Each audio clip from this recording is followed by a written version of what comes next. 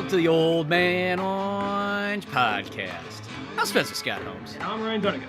And you know what I've been playing recently that's just really just making my day more than anything else is they had the new Evil Within game come out, Evil Within 2. And that was something that I didn't think that was even going to come out, like, you know, a handful of months ago or whatever, when they're like, oh yeah, Evil Within 2 is coming out. I was kind of like, oh, they're making a sequel to that? I just thought that was one of those games. It's like nobody fucking really played it, and anybody who did play it didn't put very much time into it. So I just assumed like that game must have not done well enough. You know, it would have been one of those like one-off projects, kind of like Shinji Mikami's other one, Shadows of the Damned, which was a totally awesome game, but it got like super low sales as well, and that's also with Suda51.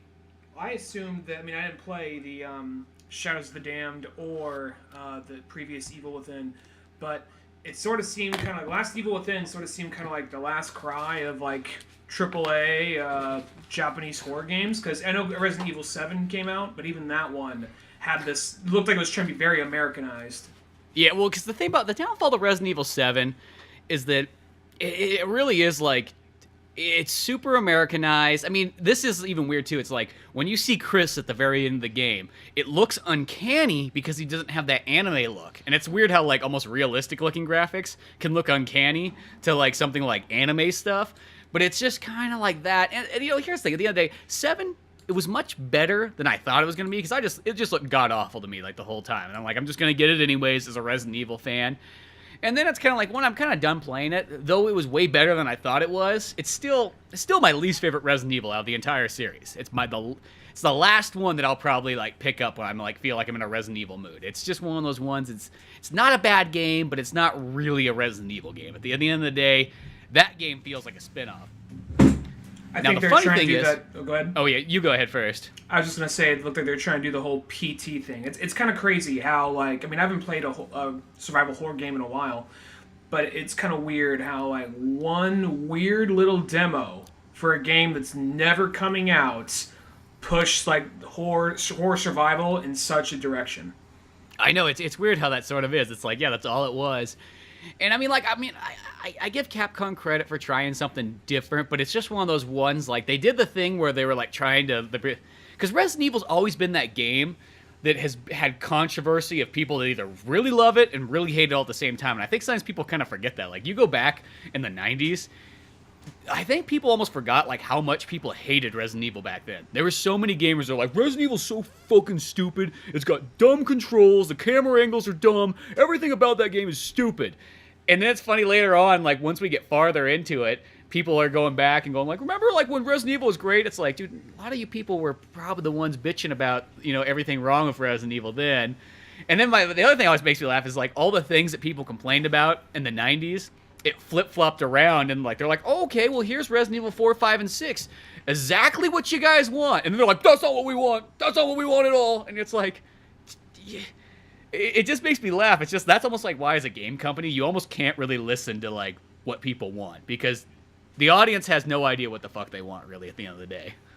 I think, well, just people will just be people and always just change their minds on whatever the fuck it is, whether it be, you know, something as serious as politics or something as like, oh, my favorite flavor of Jolly Rancher was green apple, but now, you know, so... Yeah, so they're like, well, guess what? We made a pack. It's all green apple. We don't fucking want that, but you said on the poll that that's the one you like the most. Well, yeah, but we don't like it that much. Exactly. So I feel like it's one of those things that's just kind of hard. No matter what you do, I mean, I think that's one of the reasons why Sonic was having so much trouble for a while. I don't always mean to make it about Sonic, but I feel like that's one of the things Sonic was having trouble with for a while, because I feel like they're trying to, like, well, people like Green Hill Zone, so every game's got to have Green Hill Zone in there. We'll do the 2D thing, but people say if we don't do something else, then we'll just rehashing what's good about Sonic. We're afraid to take chances. So let's make him a werewolf. That seems like a good fucking idea. And then you get people who are just like, you know, fuck it, I don't know. Get a fan-made game, just fucking throw it out there. People like the fan-made game that's all 16-bit. Yeah, exactly. Just try it, whatever. Well, the funny thing is, like, Evil Within was the one that, like, when I initially got the first game, like, I was like, well, it's Shinji Mikami. I pretty much have bought in anything that he's had his name on, I will buy. And I remember getting the first Evil Within, and this is what I'm always kind of scared of with survival horrors, because nowadays we get a lot... We get what? You're a scared? Yeah, scared. I'm scared of survival horrors, but more like the gameplay mechanics sometimes. Like, nothing's worse to me than a survival horror game where you pretty much can't attack, and then if something grabs you, that's it. Like, those two concepts, I really hate. That's like, to me, it's not even scary anymore. It's just not fun. It's just frustrating, and I don't want to play a game that's going to give me fucking, like, high blood pressure at the end of the day. What's that? What's that game that everyone else loves that you hate? And it was Outlast. Outlast, yeah. Because that was the game I remember, like, when Cameron showed me it, I was like, this is fucking stupid. Like, I can't attack him? Like, no, that guy just beats on you until you die. It's like, what am I supposed to do? You're supposed to just run away and then crawl on the ground and hide in lockers and jerk off in the corner. And it's like, well, that doesn't sound like fun at all. Jerk off in fear. Yeah, jerk off in fear. Well, that's like the main reason, like, that Alien game, like, that Alien Isolation game just never really appealed to me, is just because it's one of those games where it's like, oh, okay, doing fine, look at me, I'm collecting stuff, I got a gun, cool, at least I got a gun, I'm safe. And then you go around the corner, it's like the alien pops out, kills you in one hit, it's like, go back to your save point. Oh yeah, you saved, 45 minutes ago? Well, fuck you. Go start from that save point again. You better crawl through here next time. And it's like, that to me is not fun. I don't consider that fun in a game. I mean, I don't know, I always feel like, do the Metal Gear Solid thing. Give me a fighting chance. Like, you can make it really fucking difficult where it's like, you probably should sneak through this area. But if you are ballsy enough and you want to commando your way through, go for it. Just try it. You know what I mean? We're not going to punish you for it. It's just going to be way more difficult. That's fine. It's just, because you know what it reminds me of? It reminds me of old-fashioned Siphon Filter. You got Siphon Filter 1 and 2, where you can go through this mission, and it's like 45 minutes into it. You're like, okay, just about there. And then all of a sudden, you like step out the corner, and there's some guy there's like, duh! And looks at you. You look back at him. You both make that same face, like, duh! And then it goes game over, and you have to restart the whole damn mission over. I just like the idea of the guy, if it's stopping, and the guy just freezes, makes exactly that noise, and just points at you, like, that guy! It's the man! It's the man! Yeah, that's the guy we've been looking for! There he is! They're like, they don't call him the Watch program for nothing. I know that's like a very, like, small county, like, thing, but... Writes, like, game over written crayon comes up above the screen. Yeah, and it's just like that kind of thing. It's like, I mean, like, I know, like, in real life, it's like, oh, here's the thing. Realistically, Sam Fisher, if he gets seen, what's he gonna do? It's like, is he gonna restart the fucking mission? No, he's gotta fight his fucking way out now because shit has gone down. Wait, is he Splinter Cell or Siphon Filter? He's the Splinter Cell. Okay, Sam Fisher. I know it sounds like his name almost sounds like Splinter Cell. I mean, not Splinter Cell. Siphon Filter. Mm-hmm. No, in Siphon Filter, his name is Gabriel. Is that a Tom Clancy game? No, it's not, but it does definitely feel like one. It seemed kind of like it was trying to be a Metal Gear Solid ripoff, sorta. Yeah, Siphon Filter was almost like a mix between Metal Gear Solid and I guess you could even. I'll say this at the same time. Tom Clancy games were barely even out by the time Splinter Cell came out, or Siphon Filter came out. So I don't even know if you could call it necessarily a ripoff. That was an awesome series, though. Siphon Filter, like, for PlayStation, was really fucking sweet. Mm-hmm. Plus, it was, like, the first time I ever played a game where I could literally, like, electrocute somebody beyond death to the point where they just caught fire. And it was just, like, that was a cool feature. That was the main thing I remember from that game. But it's weird, because Tom Clancy's now this guy. I think he's more remembered for, like, video games. His name is attached to rather than the books he wrote. It's pretty impressive, though. It's like, what did you do? Well, I wrote books. The books became huge movies. Then they became even bigger fucking video games. Like, talk about, like, taking on every medium. Like, I could see him just writing, like, a really... Maybe Splinter Cell was originally a book series, but I could totally see it being like, oh, yeah, sure, I just kind of rolled up this character called Sam Fisher, not a big deal, just threw it out there, let those kids with their computers take it from there. And then from there, it just becomes, like, this huge video game icon for, like, 10 years. It's kind of weird because Sam Fisher, he's another one of those ones where it's just like totally forgotten right after. He had like that humongous moment because when Xbox, PS2, and GameCube era was going on, also the other reason I kind of stayed away from like Splinter Cell for a while because by the time I got to 3 was where they fixed the problem of being like just caught instantly and restarting the mission. I think there was only one mission in the entire game that was like that, and everything about 3 was really fun. That was actually a really amazing game. But I think what also bothered me though is you get those fans in school where you're like, Sam Fisher's so much better than Solid Snake. Solid Snake's like a little bitch compared to Sam Fisher. Those kids are little bitches.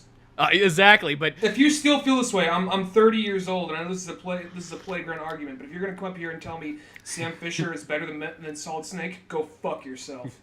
Exactly, and that's what kept me away almost at, like at the beginning. You know, it's like Splinter Cell looked like a cool game, but I'm like, I don't know. I heard that guy in the playground talk about that. Fuck that guy and fuck that game. Somebody needs to play Metal Gear Solid. But you could say it's a better game. You could say you like one more than the other. But if you're gonna be up here and say, "Oh, Sam Fisher can kick like Solid Snake's ass," shut the fuck up. Yeah, because clearly, who's kicking whose ass right now? I mean, come on. There were Splinter Cell games on the Xbox 360 and PS3, and I know that they had good reviews, but clearly he was not an iconic character because he disappeared. And let me say this: who you walk into, like, say, a comic book or collector store, you're probably more likely to see a bunch of like Metal Gear Solid figures from a game that came out back in like 1995. They just still remade figures of those characters from that game. I don't see Sam Fisher anywhere. Maybe he's in the back on the back shelf somewhere, but I don't see fucking Sam Fisher.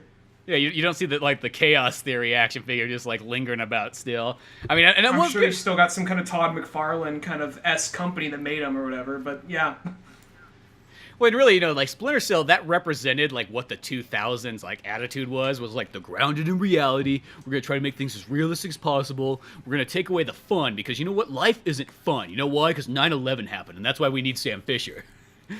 Well, there's also a theory that's why like superhero movies became like really popular because because after because 9/11, a hero will save us. Not gonna let somebody get away. Well, there's also because like that is totally a 9/11 song when you think back on it, but I think it's one of those things because like it was because you know this is just a theory I heard and it was kind of interesting. I'm not sure if I buy it entirely, but it was just an interesting thought. Since superhero movies usually have a lot of destruction, so it's kind of like okay, well. Our generation, well, we just saw some towers go down, so that level of destruction we're aware of, and it's kind of depressing. But at the same time, you put it in the context of like, oh look, a hero can save us, and not you know, you get that whole thing, and brings in the whole aspect of like, okay, it makes it less scary, but it's still something I'm aware of. So that's one theory I heard. I think it was a Cracked article or something. I was like, that's interesting, but I think there's some other things to it more than that. Yeah. Well, in like a roundabout way, how the Splinter Cell thing came from Evil Within. When I originally played the Evil Within, like right off the fucking bat, there was one of those moments where it's like, oh god, I'm going into this like, you know, a fucking asylum thing or whatever. And there was a character in there that's like, oh, there's this guy. Well, guess what? I'm gonna sneak up behind him and fucking stab him in the back. And then he just turns around and like cuts me with a chainsaw. I'm like, oh, are you fucking kidding me? Is there one of these things in here? And lo and behold, that is actually just the very beginning of the game, and it's really a short moment. It's almost more of a tutorial thing than anything else. You know, it's not that big of a deal. But I was scared because I thought that's what this game was going to have in it, was stuff like that. And then I remember I get into like Chapter 2. It's like, oh, okay, now it's starting to feel like Resident Evil a little bit. But it was still kind of frustrating to me. And I remember I died a couple times, and I was like, dude, I don't know. I just don't think I'm getting into this game. And I turned it off for a bit. I'm like, you know... And I think as I rented this one from GameFly, but like at this point or something, I'm like, tomorrow I'm gonna give it one more go, and then I'm gonna ship this game back. And if I don't like it in this one more go, I'm just gonna ship it back because I don't know, I was just having a hard time with it. It was kind of just frustrating me with sort of those things. And then it was funny how it was. I put the game in one more time, I play it, I get past this part, I get like the Chapter 3 or whatever, and from there the game goes fucking golden. Like, the whole way through, the game is fucking amazing. It is literally like, for anybody who wants, like, that next Resident Evil 4 feeling and almost, like, improving all at the same time, the Evil Within was totally that. It was such, like, the perfect Resident Evil without having Resident Evil in the title. And it's amazing that, like, all it took is, like, there was just one moment that I almost just did not play it. There was just a couple things holding me back. I would have sent that back and I would have never known. But I stuck with it.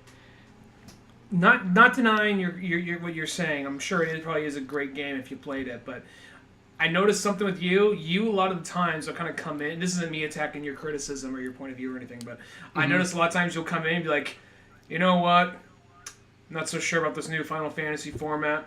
Not for me. I'm going to give a shot of 15. I'm going to give it a shot. We'll just see what happens. Like, you know what? I've just been missing out the last few years. It is just totally awesome. And then this one right here, just like, yo, I don't know. I think Shinji's fucking up. I'm not so sure. Oh, you know what? You just got to tough out the first 3 hours. This game's fucking amazing. So yeah. I think you're just like, I mean, I'm not saying that you're criticism's not good or anything like that, but I think it's one of those things like I think you kind of start off a little bit more like I don't know about this, but you quickly like warm up like oh not a big deal. Yeah, at least I'm giving it the chance. At least that's how it was, and that's how like Evil Within was a much shorter one. At least that was just like because I mean I got that game like day one, and I was like okay I'm gonna play this and everything. I was super amped about it and everything. And then yeah, and the upside too, it was probably even less than 3 hours. Maybe there was 3 hours in with kind of like restarting it and kind of getting used to the feel of the game. But yeah, as I kid you not, like Evil Within was awesome. But I talked to people that they gave up by chapter 2. They're like, yeah, I just kind of got to chapter 2 and I was like, fuck this game. And it's like so I felt that a lot of people had that same feeling.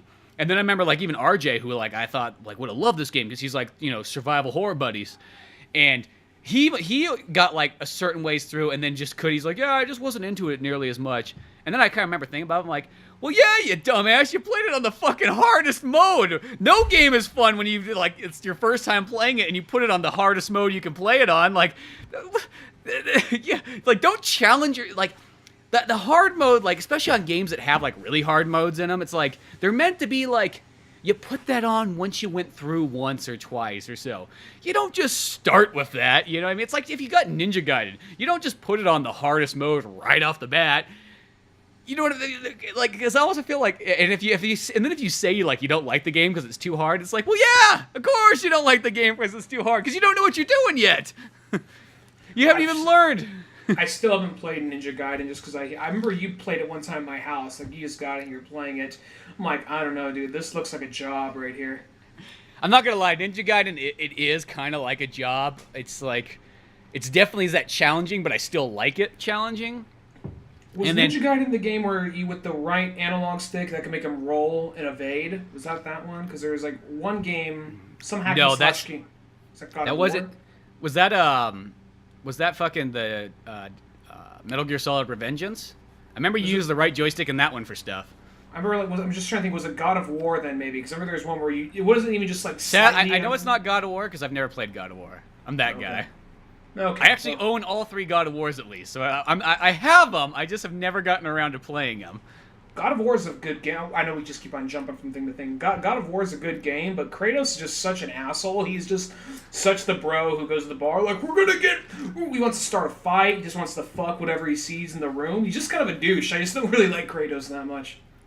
Well, it's weird because going back to Splinter Cell, that felt like that same fan who probably said that probably loved God of War. Well, so the Sam Fisher fan was probably a big God of War fan too. They kind of went hand in hand there. Mm-hmm. But yeah, Evil Within 1 was this game that I loved. I thought it was great. Like I kept telling everybody I knew that loved Resident Evil, I'm like, dude, you gotta get Evil Within. It's like, especially for the people that complain about 5 and 6. Like I love Resident Evil 5 and 6, and I'll even say this: I like Resident Evil 5 more than I like Resident Evil 4. That's how much I like those games. But like for the people that don't care for 5 and 6 nearly as much, I'm like, dude, Evil Within is exactly what you want. It is Shinji Mikami is making the exact Resident Evil game that you want. It just doesn't have Resident Evil in the title, but it's Resident Evil is like as hardcore as you can get. And it's funny because a lot of people just didn't play it. You know what I mean? It's like they're just like, oh yeah, I'll get around to it. Whatever, fuck that game. And it's like, you haven't played it yet. Yeah, but get around to it. Fuck it. I don't know. I think just it's one of those things like. I think people are just kind of tired of a lot of Japanese horror stuff because you think back on it for a second. Everyone was like, I remember I really liked the game a lot, but a lot of people loved Last of Us. But then you get something like, any kind of Resident Evil 4 clone, and from there people are like, yeah, like I remember when like Resident Evil, what was it 6 came, because when 5 came out, people were like, oh cool, Resident Evil 5, yeah sure, whatever, I'll get to it. And then 6 came out like, this looks stupid. Looks like the dumbest thing ever, and then you get to 7, it just goes back to kind of like it's trying to do the PT thing, and then really when you think about it, the way something like Last of Us plays, it plays more of kind of like a little bit of Resident Evil 4 with a little bit of like kind of a stealthier Gears of War kinda, and yeah, I definitely say that. And when you play, and then like but it's just so toned down, and so I think one of the biggest things with that game was just the writing and the acting. But when you get something where I think this thing about Japanese horror, because Japanese horror, it's just like they're trying to freak you out, they're trying to make it scary. Where it's like, oh no, we got some kind of gimp monster thing with like a chainsaw dildo chasing after me. Whereas something like Last of Us, it was more of like. It was grounded. It was the Sam Fisher. It was grounded in reality. That's the thing, is grounded in reality is easier to sell to Americans than I think like Over the Top. Yeah, I mean, I don't know. I mean, I guess that's a pretty good comparison, because I was one of those people, like, why go with, Born Identity style, like, spy game? We can go with crazy, over-the-top anime, Solid Snake, with robots and that kind of shit. That was always my thing about Splinter Cell versus Metal Gear Solid. And I get they're two different kind of games. Well, they're both stealth, but at the same time, I mean, I guess it just depends how much fantasy you like. But I remember loving Last of Us. But at the same time, though, I just remember, like, not feeling like it was a total horror game. There were moments like, oh, okay, I'm in a place with a flashlight, something could jump out at me, but there are real moments where it's just like, oh, it doesn't feel like a horror film. It just feels more of like I'm just happen to be in a perilous situation. That just happens to be a zombie. Yeah, exactly.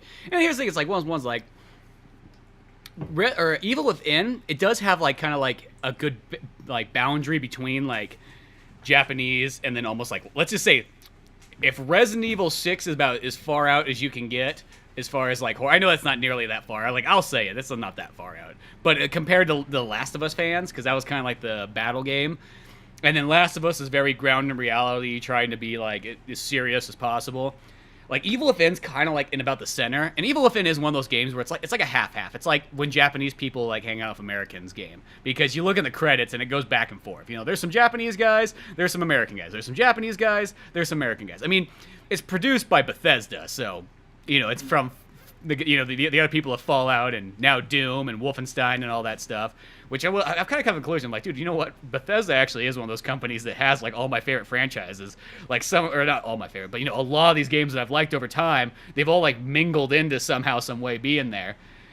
And like Evil Within does have those kind of like, I guess, similar things to like Last of Us. Like I feel like if you did like Last of Us, you probably could still like Evil Within. I know it still does have the Japanese stuff. It still has like some lady who's made up of a bunch of bodies and who has like, fucking buzzsaws, in her hands, and she's running after you, chasing you, and it's got Japanese ghost things that are fucking stupid. But there's that's the only you part just hate Japanese. You just the screamy like ghosts with the hair over their face. Those things. Well, okay, Evil Within 1, fucking awesome. It's perfect if you're into Resident Evil. It is like the perfect path to go. If you don't want, for some reason that Resident Evil just turns you off nowadays, go with Evil Within. You'll get the exact same kind of feel. Just the only thing that make it more awesome is if it actually was like fucking Chris and Jill and Umbrella and all that good stuff. That's the only thing that would make Evil Within that much better. But the main character himself, he's still kind of cool. He has like family things, like gotta save my family. And it's like, yeah, okay, whatever. I mean, I'll put up with that story. I know that there's that's Silent Hill. That's appealing to some 35-year-old person, but yeah, it's just one of those ones, like, Evil Within 2, though, like, takes it and, like, it's fucking even better. And speaking of Silent Hill, it almost even kind of reminds of that, because, like, when you sort of start off, after you get kind of, like, past the story chapters in the beginning and, like, the, like, let's get you familiar with the game, you literally are in, like, this town that's like Silent Hill, and the roads on the side all kind of warp up and everything like that, so you can't, like, escape. And you can run around, and there's fucking zombies and shit there. It's like it literally reminded me kind of like if you took like Silent Hill and mixed it sort of with Resident Evil, like that like Silent Hill 1, like how you can run around the town, and then that, but it just feels like so fucking even more Resident Evil in this second one. And you can run around the town, you kind of explore it, and you can find just all kinds of weird stuff, and you can kill zombies and upgrade your guns and weapons and all kinds of stuff. And it's just so much fun. It's just like that was one of the, I haven't had a game in a while that like when I initially got it's like I'll play this for a little bit, and the next thing you know it's like 6.5 hours later you're like, oh fuck, I guess I gotta stop this at some point. I just kept going. Well, is it one of those games where is it like open world, or is it more of like here's a little section you kind of explore for the moment and then before you never visit the spot again? It's like what I call small open world. Like you kind of like land in an area and you can kind of go run around and sort of explore, but it's not so big that you get overwhelmed. You know what I mean? It's like that perfect like boundary. And I like that because I'm not really a big fan of open world games. Like when I hear the word open world, I kind of go, I'm not 15 anymore. That's all I hear. It's like I don't got that kind of free time. But games that have like small open world where it's like you're kind of still locked into an area and the game's like still partially linear, I like that. That's how those new Tomb Raider games were, and I thought that was an awesome style. Okay, cool. Well, I might check that one out right there. It's not a Xbox exclusive, is it? No, I got it on PS4, so you can get it on anything. It seems like, except for Switch. But The last newest game I got was Sonic Mania. Maybe before that, like I'm just playing my Switch a little bit here and there. I almost contemplated on getting whatchamacallit, Marvel vs. Capcom for the PS4, but at the same time, I'm like, you know what? I'm sure it's a fun game, but at the same time, I don't want to sound like an old man on his rocking chair saying, you know, it was better back when it was all in the 2D animation and you had this many characters. Just something about it, just like, I don't know if I feel like paying $60 for a fighting game when I know they're just holding back characters they're going to make me pay another $10 for. well, you got to pretty much get the $100 version, or else might as well not get it at all, because you won't get all your stuff with the $60 game. That's what kind of sucks about fighting games nowadays. Is a fighting game, pretty much, if you want to get it, unless it's some, like, you know, smaller third-party game or something like that. But from all the big companies, you pretty much got to assume you're going to spend $100 to play a fighting game. It's sad that now because some of my favorite franchises are fighting games. I haven't bought a fighting game in a while, and if I have, it's usually some indie fighting game right off the online store. Mm-hmm. But yeah, see, Marvel vs. Capcom, because this is how I feel. Remember when Marvel vs. Capcom 3 came out? And I think about this every single time, because, you know, throughout the years, you have friends over, something like that. You're like, dude, let's play some Marvel vs. Capcom. You know, you go down the fighting list, and you're like, dude, you want to play some Marvel vs. Capcom 3? Yeah, let's play some Marvel vs. Capcom 3. And you throw the disc in, you start playing it, and after about, like, you know, a couple of rounds, you start going like, man, you know, it'd be great, though. Remember when don't you wish they had this character from from Marvel vs. Capcom 2? And you're like, yeah, that character was great. Why did they take that character out? And then you keep playing a couple more matches, and then you start reminiscing, like, man, you know, all these characters are great. I mean, don't get me wrong, it's cool that you can play as Deadpool and Thor and all, you know, Phoenix and things like that, but, you know, it's like, I miss, like, why is Mega Man not in this game? Why is, like, why is Jill different? Why are, you know, and so on. And the next thing you know, it's like by 10 matches in, you're like, dude, you want to play some Marvel vs. Capcom 2? Yeah, dude, let's play some Marvel vs. Capcom 2. And then you play Marvel vs. Capcom 2, and everything's so much better. You're not complaining about nothing. You're not kind of like, you wouldn't be cool if this character isn't there, because you just accept it. Like, I mean, I will say that I think that's almost kind of what would bring it more in for me. If it was, like, I think that you could just, I don't care if they're clones. You can just get those same characters in there and just make them like just 2D models. I think the 2D models look so much better than that, like, somewhat cel-shaded 3D model for a fighting game. Yeah, I kind of agree too. Yeah, I always kind of call it, like, you know, a Street Fighter 4 sort of started that look. And it's not a bad look by any means, but it's just... It looks good for Street Fighter, but for some reason it looks offbeat with Marvel vs. Capcom. I don't know why. I think Street Fighter had a little bit more of like a comic book kind of look to it, where Marvel vs. Capcom had more of the 3D one. And I don't know, I mean, here's the thing. Yeah, at the end of the day, probably Marvel vs. Capcom 4 is probably fun. Don't get me wrong. But it's also kind of weird that there's no X-Men characters in it at all. There's no X-Men characters at all? No, there's not a single X-Men character in there. So you're like, fuck. I like, you almost like you're like, I almost made a bad decision the other day. I didn't buy it. I feel like I dodged a bullet. You know, it's kind of like, you know, like, dude, I almost went home with this one girl. Like, no, dude, you don't want to go. Like, why? Oh, really? She doesn't like any X-Men. No. She doesn't like any X-Men. Yeah. Well, it's kind of weird to think, because you think in Marvel's Capcom, like, dude, the X-Men characters are probably like 1/3 of the roster. This is the thing that, like, all right, don't get me wrong, I love Marvel, and I've kind of even warmed it more up to. I mean, I always loved Marvel, but I've kind of liked. I was kind of like, Marvel was kind of up and down with me for a little while. Cause, like, I always liked them, but there was always something like they're doing this or they're doing that, which kind of bothered me. And I'm kind of been reading a lot of like of their books lately, new and old, and I'm kind of like in this real Marvel mood. But at the same exact time, they're doing this thing where they think because they're Marvel that they can kind of sway your opinion very easily. And they started, because, you know, since the movies can't put X-Men into the movies, they were trying to put the Inhumans in the forefront for a while, trying to make people, all right, well, this will be our substitute for mutants, the Inhumans. And it's like one of those things like, you know what, I'm sure if I read it, I'd find it interesting, but I don't give a fuck about the Inhumans. I really don't. And you can't suddenly make people give a fuck about the Inhumans just because they just start doing all these Inhuman-centric, like, themes and events. And it's one of those things, like, I didn't even see the show, but the show didn't even look good. And at one point, they're like, we're going to make an Inhumans movie. And like, oh, we don't know what the fuck to do. TV show? And I didn't see it, but apparently it's not very good. So it's one of those things, like, you just can't replace I don't know, Wolverine, Jubilee. I know Jubilee's a random one, or like all these great. I like Jubilee. You can't replace. Yeah, Jubilee's one of my favorite characters. So I mean, I agree with you there, but you can't replace Colossus, Psylocke, Cyclops, Sabretooth. I don't know. Throw a rock. I could Magneto. Yeah, there's too many classic characters in that roster that you just can't suddenly switch out. Like Storm, you know, it's like you just can't say like, okay, I'm gonna switch all my fandom out for Black Bolt and the big dog. I don't know the rest of their fucking names. The chick with the long hair. I don't know. There's probably an X-Men character with that same fucking power. So it's like one of those things. Like I can't. It's like so. Maybe they're backed up now, but there's a period where they're trying to like phase out X-Men. Not get rid of the comic, because the comic still sells. It's one of the few comics that sells. But try and phase out like them in other mediums so they can sell more movies.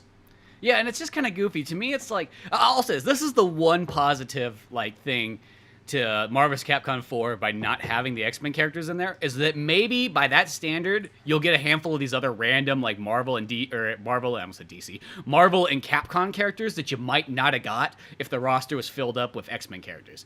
Now, I don't think that's still a good thing, but like that's the only way I can look at it, is maybe there's some cool characters that might not have got screen time. They're probably inhuman characters. They're probably nothing cool like you'd want. It's not like you're getting, I don't know, is Punisher in the game or something? Like, that'd be pretty fucking sweet if that was the case, but I don't even really know that much about Black Bolt. I just know him from popping in other books. Is he a playable character? Because I'm thinking back on it. I'm trying to think of like inhuman characters. I know what a few of them look like, but and they live on the moon. That's what I fucking know. In Black Bolt, if he talks, people die. Is he one of the characters, or? I don't know what the roster is. He seems like one they would try and force on people, but yeah. But I bet you it is. But yeah, it is just kind of that one, like, it's like, I don't know, I think that kind of like Disney attitude would be like, yeah, guess what? We'll just make people not like X-Men nearly as much. Take that, Fox, you bunch of fucking cocksuckers. You know, and it's just, I think that kind of like, I'm like, what the fuck is it? That is literally like some fucking like playground bullying kind of thing. Be like, you know how we'll get people not to like fucking Timmy? We'll just not include him in anything. That's right. No one will be his friend because nobody will know who he is anymore. Well, we're gliding to that for a second. Have you seen the New Mutants trailer? No, I haven't seen it yet. They haven't played it. Well, I didn't go to the theaters last week, so I guess that might be my reason too. But well, I mean, I see the thought process behind it, but I'm like one of the only people who's not looking forward to that movie. It looks like a I heard there's a New Mutants movie coming out. People said apparently it's going to be like take a lot of horror film inspiration. But from the trailer, it looks like it's a straight up Blumhouse movie. As far as I know, New Mutants were always kind of the Teen Titans of X-Men characters. And watching this, it's just a bunch of mutant kids in like an asylum, which apparently is based off of one particular book, but kids in an asylum trying to get out and trying to conquer their mutant powers. They haven't got them controlled yet. So sounds it's not the next movie with Cyclops and Jean and the gang. Just a bunch of new characters and we're in a spooky asylum movie. And I think that you could drop elements of horror in there to make it seem cool and different. And maybe it will be good. I don't want it to be bad, but I'm just surprised by how many people are excited for it. Because people are like, oh my god, Fox has it down. They were smart by making the first R-rated dark comedy superhero movie. Then they made Logan, a superhero noir western, which was smart. Now they're doing a horror movie. Like, well, yeah, it's cool if it works and it relates to the character. And apparently there is some book that this is more inspired off of, which is more horror-based. But we're talking about one book as opposed to the whole series. So I don't know. It's fun. Well, Fox is that company too. They'll do like a couple things right, and then they get like almost like too like ahead of themselves, and then they'll fucking fumble somehow, some way. I don't know. Everybody seems so excited for this fucking thing. I'm just like, it doesn't look that good to me. Hopefully they'll play that trailer pretty darn soon. I'm gonna go see Suburbicon this week, so hopefully. Oh yeah, that comes out. Shit. Yeah, dude, that movie looks fucking so sick. I want to see that. Plus, it's not directed by the Coens, but it's written by the Coens. Yeah, but it's directed by George Clooney. Yeah. So it should be good. No, it's one of those things where like I was watching that like this looks like a Coen Brothers-esque movie. And then I just saw the thing like written by the Coen Brothers. Oh shit, I'm there. Yeah, written by the Coen Brothers and George Clooney. Come on, look at that team up right there. But I'll just finish this off on the New Mutants real quick. It's one of those things like if it was like one of those movies where it was just like a little darker and had like kind of still like a superhero vibe, and then it like flips you on your back like, oh shit, the last act of this thing became a horror movie. I think that'd be kind of cool. But like just throw me off guard with that, you know. But to advertise it as like a Blumhouse looking low budget horror movie, it just looks kind of like it just I don't know. It's hard for me to get excited. Yeah, I'll have to see what that trailer looks like. I know, for some reason, I just kept thinking the whole time, I thought that was what they were calling the next one in the series, and this is going to be the one of, you know, Jean and Cyclops and Nightcrawler and yada, yada, yada. And almost like this is supposed to be, you know, the 90s movie, because that's where we're at now. So I was assuming that's what this one was, but this seems like it's another just, like, spin-off in-between movie. It's a spin-off movie, and it's... I don't know. I think they might... It wouldn't surprise me the least bit if they were totally done doing the normal X-Men movies and they're trying to just go off all the different, like, Excalibur, X-Force, just all the different, like, you know, variations of X-Men. Well, what I heard is what they were doing next is they're doing a Dark Phoenix movie is what's supposed to be. It's supposed to be a 90s movie. It's going to have Mr. Sinister in it, and it's going to be a Dark Phoenix one, because and it's like, well, it wasn't like, you guys already kind of did the Phoenix one. Like, I mean, I know it wasn't like, it was kind of a light Phoenix in like number 2, and then going into 3. But I feel like, I like the Mr. Sinister thing because that's like one of the main villains they still have yet to use. I mean, I think it'd be kind of cool if they started pulling the fucking random ass X-Men stuff, you know, like Mojo or something weird like that out. Like, you know, the things that's going to scare, like, you know, mom and pop in Oklahoma. They're going to be like, oh, I thought this was an X-Men. Where's the Hugh Jack feller? You know, and it's like, next thing you know, it's like, now they're in an alternate reality, and there's this guy controlling them, you know, and they're putting them on a game show or something weird like that. Or have, like, the Shi'ar from, like, space. It's like, they're a bunch of bug people coming down. Or not that. No, the Shi'ar aren't that. Shi'ar are, like, the people that are, like, that where Cyclops' dad's like, fuck America, I'm going to space! Go to space! He pretty much like Close Encounters it. Well, I don't think that's what it was, but see you boys! Word for word. Fuck y'all, go to space! You just see like the text get smaller and smaller as the ship flies away into nothing. Yeah, exactly. You just see the Scott boys on the ground there. Or the Summer boys stood there on the ground like, oh, Dad just took off again. You know, he was building a fucking mountain of clay in our kitchen room, and then next thing you know, he's jumping on a Shi'ar battleship and saying, fuck America. Never did any good to me. I forgot that. His dad was some kind of space war. That's the thing. That, like, X-Men is so crazy and goes off in so many directions, and that's why, I mean, I don't know. That's why it seems so weird, because, like, we're going to try and make X-Men very real world. Like, I mean, don't get me wrong. Logan, I think, is the best one of all the X-Men movies they made. But at the same time, given other things, like, why would you want to stop there? There goes so many other... I mean, I guess that's the opening, but the fact they've kind of still kept it so kind of, like, semi kind of, like, confined. Just, like, why... I'm just like, surprised they haven't gone more crazier yet. Like, even the Marvel movies have gone crazier, and they've been doing it for less than the X-Men movies.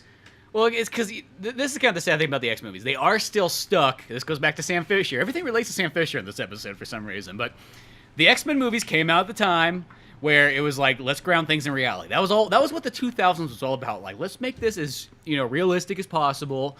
Let's make, you know, like, less costumes, less out of this world nature and everything like that. Because you think about the cartoon show, the X-Men cartoon show was one of those ones where, I mean, they took just all the great stories and kind of, like, weaved them along, but they literally started you off kind of right off the bat, like, okay, let's take everything X-Men oriented from, like, 1990 to, you know, the 60s and just go, we're just all caught up. So they could just start going things. You know, it's like, you know, you get, like, 20 episodes in and you start seeing, like all kinds of stuff. And then you get 40 episodes in, and they've kind of done, like, even more different types of stories and brought all kinds of weird characters and stuff like that. So I feel that, like, that I felt like that should have been a pedigree, like the X-Men cartoon show. I know that sounds kind of weird saying it like that, but that should have almost, like, got people more familiar with, like, how the X-Men sort of worked, that you could almost go these more bizarre directions. And I will say, you know, since Hugh Jackman kind of said, hey, you know, I'm kind of done with X-Men movies, I think that's a perfect time to say, you know what? Let's start fresh from the X-Men. And I generally never am, like, a big fan of reboots, but I feel like that's one of the few times that, like, I think X-Men could use... And here, that's coming from somebody who actually likes every single X-Men movie. But I think they could use the reboot, and I think they could use the, like, let's just make it like they're all in their fucking costumes.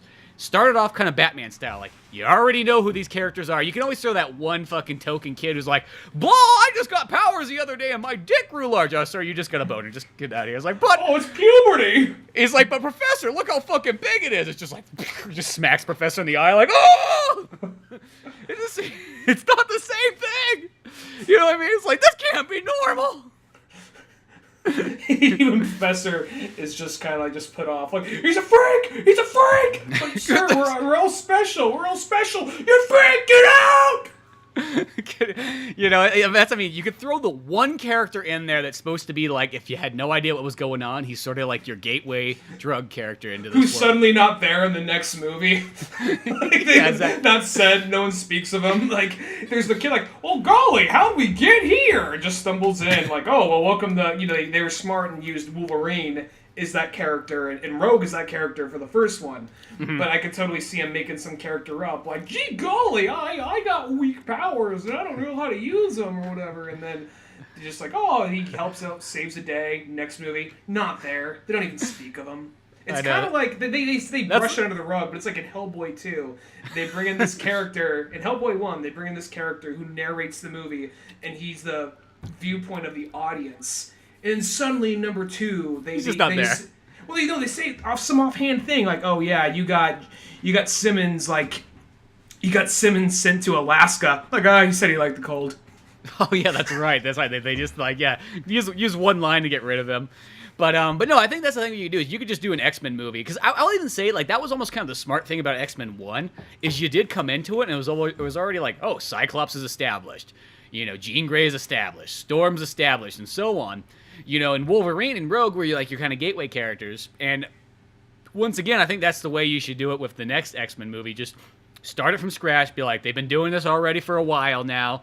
That, yeah, there's some kids there that they teach, but what we're really here to watch is the main ones. Let's have fucking Cyclops, Jean Grey, Storm. You know, I think that this is a time where it's like, maybe you can minus Wolverine for the moment, you know, if you want to do that and be like, well, we'll let people kind of soak in that, like, Hugh Jackman's not here, and then we'll bring in somebody else to play it. I think fucking Scott Eastwood should be Wolverine, just saying. But yeah, just start getting like that, and then maybe get a couple random, you know, new characters in there. Like, give a couple, like, 3 or 4 characters we already know, and then maybe like 3 or 4 characters that we don't know. And then just start it off as, like, this brand new thing, but then, like, start to go to, like, let's go to the Savage Land. Let's see fucking Kazar. You know what I mean? Let's go into fucking outer space with it. Like, just go ballsy. You know what I mean? Just do those kind of stories. Because I actually will say X-Men is one of the few things where when it starts to get weird, I almost kind of like X-Men more, like, the farther weird it gets. Like, just the standard, like, we're hanging out in New York, and we're doing New York things. It's like, okay, everybody does New York things. Fantastic Four do New York things. You know what I mean? Spider-Man does New York things. It's cool when the X-Men goes and it's like, they're going into these fucking alternate dimensions and stuff like that. It's like fucking 90s style. They're fighting alien creatures, like xenomorph-looking things that pretty much they don't call xenomorphs, but are totally xenomorphs. Like, that kind of stuff, I think they should start going farther with. You know what I mean? Use characters like Psylocke maybe too. Use kind of like some of the other like weirder ones that people like.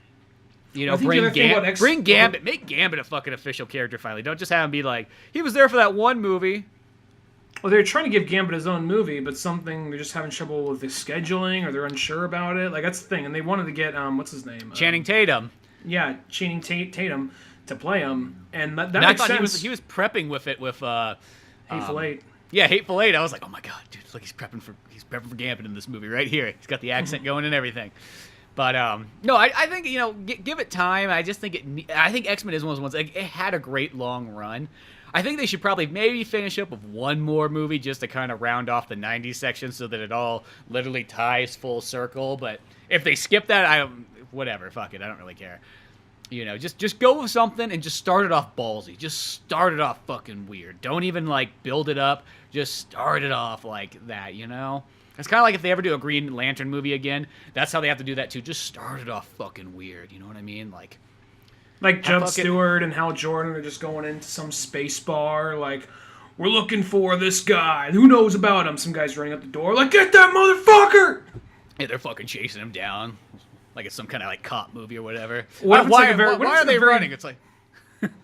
What if it was like a very brutal kind of like Mean Street style like cop movie? Like even though they're aliens, like, cause they're basically police. So like this is like police brutality. Like you shut the fuck up, just smash his face out in the thing. Yeah, exactly. Like Jon Stewart's just like, you saw nothing. You fucking saw nothing. You bunch of fucking animals. Yeah, just have like all the Green Lantern guys in there. Like have Kyle Rayner in there. It's like have fucking Guy Gardner. You gotta have Guy Gardner. That's like the best Green Lantern. You know what? You could just totally. I'd be fine with it if they just remade Training Day with Green Lantern characters. That would be fucking awesome. That Like would be. they're just going into this. They're just going to the space ghetto. Like Kyle. It's like Kyle. We'll make it like a little less like cliche. We'll make Kyle Rayner like. Well, no, the Kyle new Rayner's guy. Like, and it's Kyle Rayner's like, yeah. Hal Jordan's the one. Let me tell you. How's your Klingon? Not so good. You gotta pick up on that shit. They smell it. Yeah. What are you doing? Fucking, wait, you drawing pictures there? Fuck, get the shit out. He starts throwing his pictures out like the fucking space window. He's like, yeah, but that's how the Green Lantern shows me. It's because I was an artist. Yeah, fucking gay artist is what you are. It's like, hey, I am gay. We'll go suck a dick. Hey, stop got one right that. Here for you. Like unhinges his pants, just like go for it, rookie. You just like want to get written up. Just like stares up, like I'm just fucking you. You were gonna suck my dick, weren't you? Just yeah, like he goes, you were gonna suck it, weren't you? You fucking fag. This is just the intro to the Green Lantern movie. They're like, yeah, we're using Green Lantern as our rated R kind of thing. That'll be our R-rated DC movie. Well, yeah, you had Batman v Superman. Well, yeah, that was like a light R. This one's gonna be hard R. And why is it R? Is it for violence? No, well, there's violence in it, but that's not really why we got the hard R. It's more like racial tension stuff between like Kilowog and like Guy Gardner. Guy Gardner's very backwoods. Like, I don't like working with pig people. Exactly. You gotta have Guy Gardner in there. That's the character that always makes me like smile whenever he shows up. He's just like, especially like not the old Guy Gardner of the bowl cut, but like once they kind of got rid of the bowl cut, that character turned into a pretty cool one. Because he's sold as this character at first, you're kind of like, yeah, just some jock guy that somehow, some way bullied probably some kid into giving him the ring. Like, that's probably how he got it. It's not like the ring chose him. It chose, like, fucking little Timmy, and then he went over and beat little Timmy's ass and took the ring from him. The ring tried to fly off, like, where the fuck you going? Just holds it down. He fucking, like, puts it in a toilet. Yeah, you ain't going anywhere. I'm gonna fucking dunk you. What was I gonna say? Have you actually seen any trailers for, Bright, which is the new, because all this talk of Training Day, kind of like sci-fi fantasy stuff kind of reminded me. It's the new, I forgot the David Ayer movie. Is that the Will Smith one? Yeah. Yeah, I did see that. I was like, that actually looked pretty cool. And then once I saw it, because I didn't know it was David Ayer, and then his name appeared on there, I was like, oh fuck, I'm down. I am so down.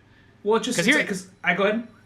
I'm just gonna say, it's like, okay, I mean, I know Suicide Squad, but I feel like that's not David Ayer's fault. That's all I have to say. Like, the reason why that movie's not perfect is because, yeah, it's that. But it's like, everything else that David Ayer does, it's like, dude, he makes, like, some of those, like, fucking phenomenal movies. You just think of, like, Fury, or Sabotage, or even End of Watch. They're all, like, these marvelous films. So I just assume this one, even though it's like, I'll say this, if it wasn't David Ayer, you'd probably look at it and go, that looks fucking weird.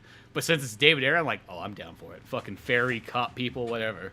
Well, I just think that's interesting just because I remember hearing Max Brooks talk about a script a while back. He didn't say anything about it being a comp movie, but he said he had a script a while back that's set in modern day, as if kind of like, because, you know, whenever we see a fantasy movie, it always takes place in medieval ages or whatever, and we never really see present day that often.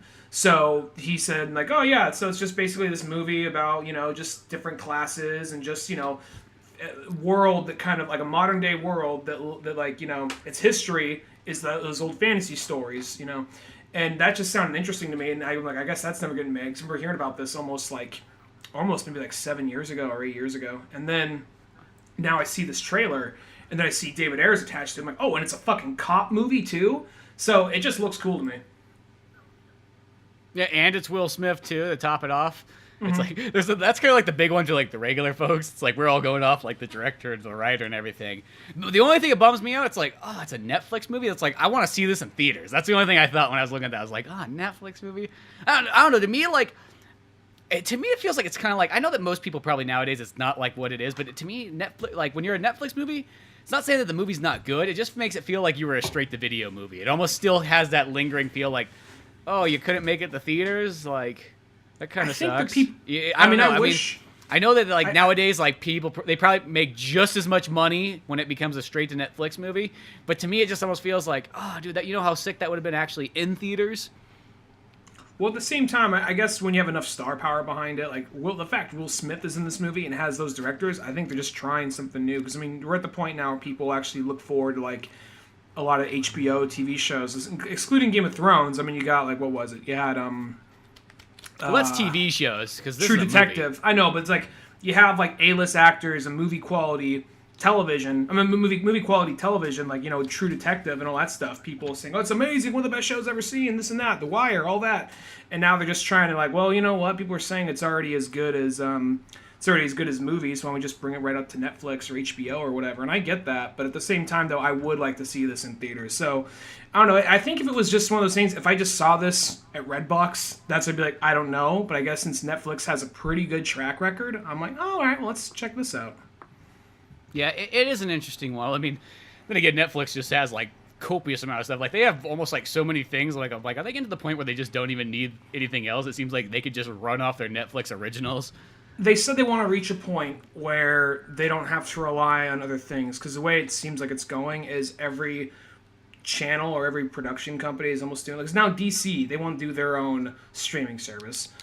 Like Disney, they want to do their own streaming service. Now it's not going to have Marvel and Star Wars, but they still want to have their own like Disney exclusive service. And then like all like NBC. So it's kind of like CBS. All those ones are doing it. That's what's stupid to me, because it's just kind of like, okay, so that means if I want to watch one of these two shows, I got to go pay another $8 a month for these guys. If I want to watch one of these three shows, got to pay $2 a month for that, or I have to pay $8 a month for those guys as well. So it's kind of like defeating the purpose. Now everybody wants a piece of the pie, but at the same time, it's like there's not. I wouldn't mind watching that Star Trek show, but there's not enough shows on CBS to make me want to. You don't even want to watch that Star Trek show. It's really not that good. Like I only watched the first episode, but it was like after the Orville, it was like that Star Trek show was like boring. I mean, the production looked a little bit better than Orville, but Orville still looks fucking phenomenal, anyways. So it's like. Yeah, it was just kind of boring, and they were so, like, pandering for, like, that, like, PC. It was, like, the main captain was, like, a black lady, and she had her old, like, Asian lady with her, and there was not a single white male on the fucking ship. It was just one of those ones, and then, like, there was no action to be had, and then the second they're like, oh, shit, something's gonna happen, it was like, get to CBS now so you can see what happens next! And it's kind of like, fuck you.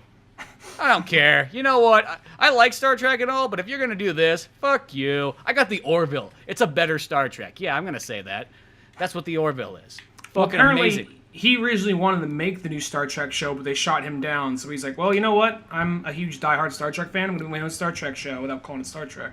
Yeah, and it's like, yeah, it's so much better. It's like, I'm not even a TV person, and that's actually a show I look forward to. And I don't even generally like TV. I mean, I like comedy stuff and cartoons, but I don't like...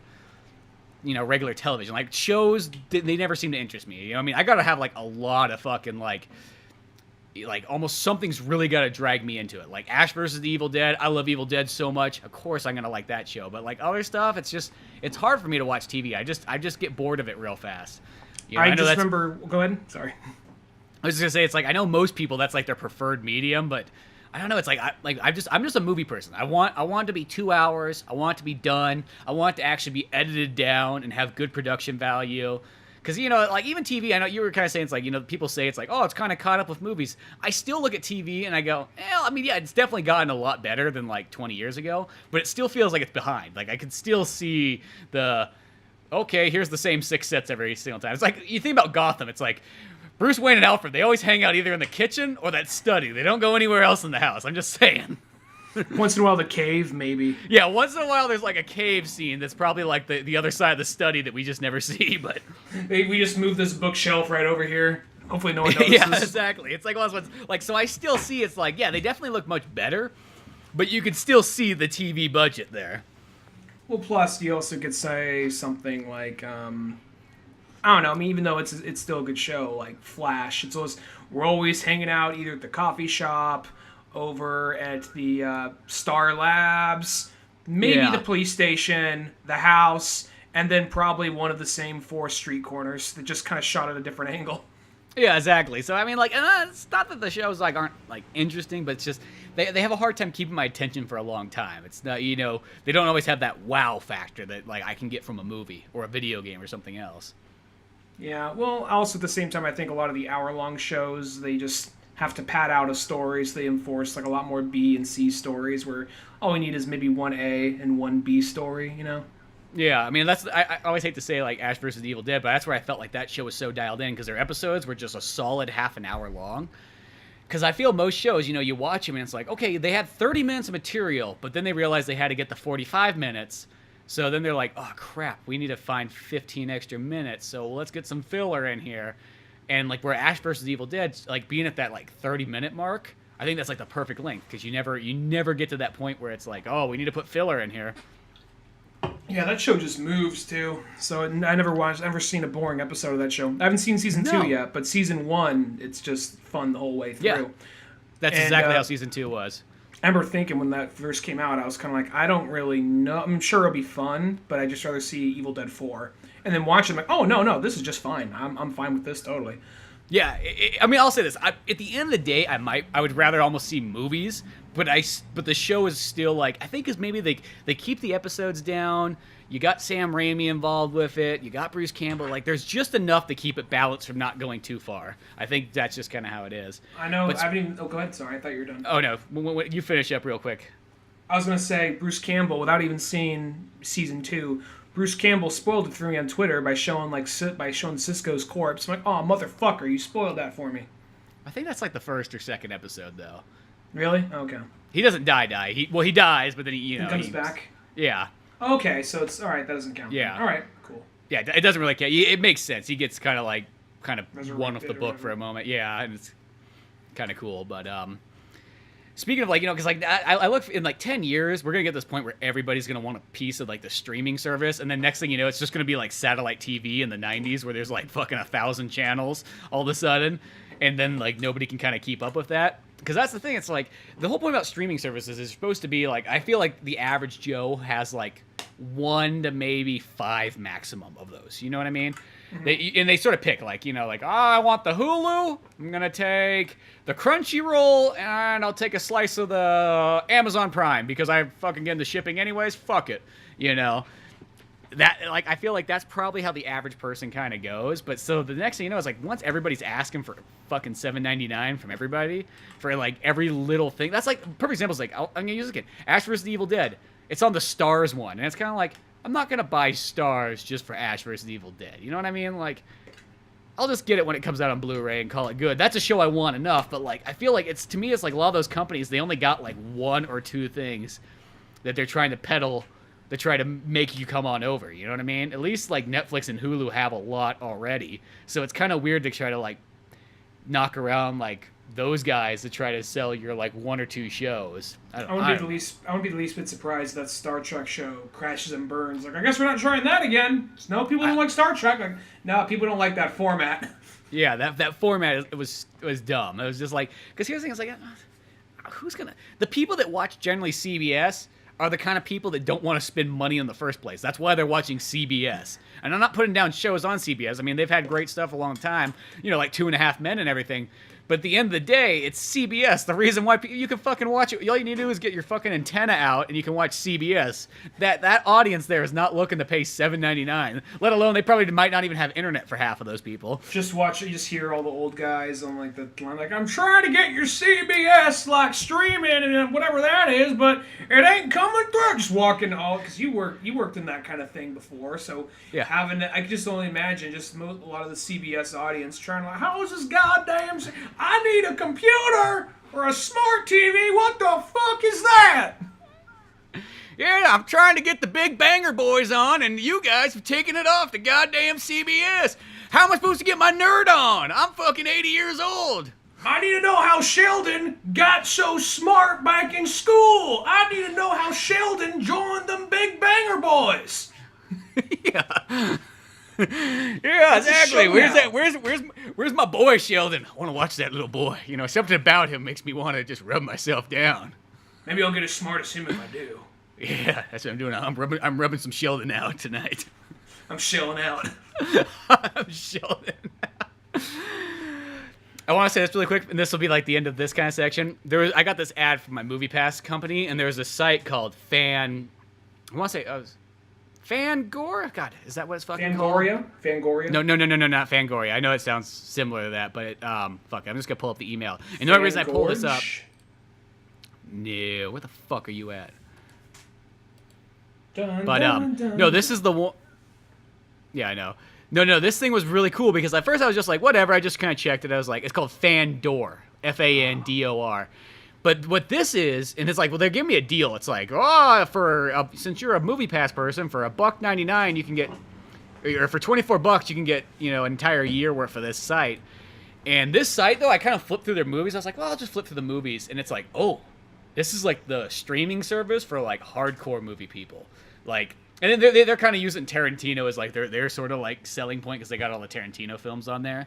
But this is literally the one where it's like, oh, dude, you can just go look for like fucking random 70s movies and stuff. Because that's always kind of my complaint to like Netflix and Hulu. Is I always go, you ever notice how there's no movies older than about 30 years old on here? I mean, every once in a while there'll be like that random, here's a 50s movie or something like that. But for the most part, there's barely even 80s movies on there.